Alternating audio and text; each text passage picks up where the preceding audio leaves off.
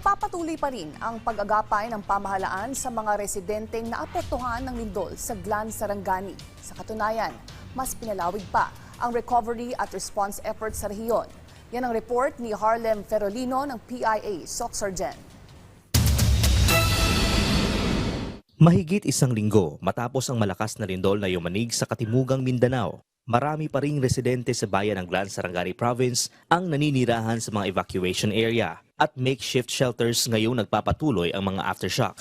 Para sa ilan, tolda lamang ang nagsisilbing proteksyon laban sa ulan at init. Kaya naman malaking ginhawa para sa mga residente ang pagdating ng family tents at family food packs mula sa Department of Social Welfare and Development o DSWD. Mula sa Raja Buayan Air Base sa General Santos City, sakay ng Black Hawk helicopter ng Philippine Air Force, nagtungo sa Glan ang mga miyembro ng Regional Disaster Risk Reduction and Management Council o RDRRMC-12, DSWD at iba pang response agencies upang maihatid ang kinakailangang tulong sa mga komunidad na naapektuhan ng lindol.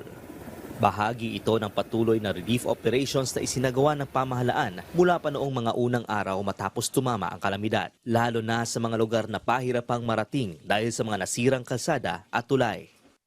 Malipay kay mo sel kay na may diri kay sa una pag-abot namo diri halos nabasa mig ulan kay mahadlok man mi diha sa eskwelahan kay linog daga na pud mi diri. Save me kung diri mo sa gawas lalo na kung naka-tent especially ang mga bata. So dagan kay sa mga sa government po.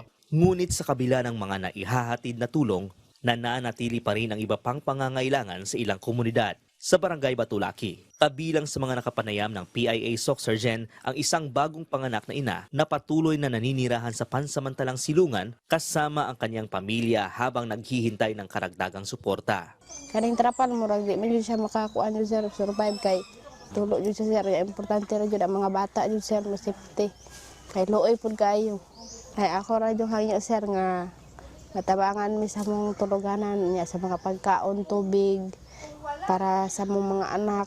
Ayon sa Regional DRRMC ng Soc-Sargen, mahalagang magkaroon ng malinaw na datos mula sa mga apektadong komunidad upang magsilbing gabay sa mga susunod na hakbang ng rehabilitasyon ng pamahalaan.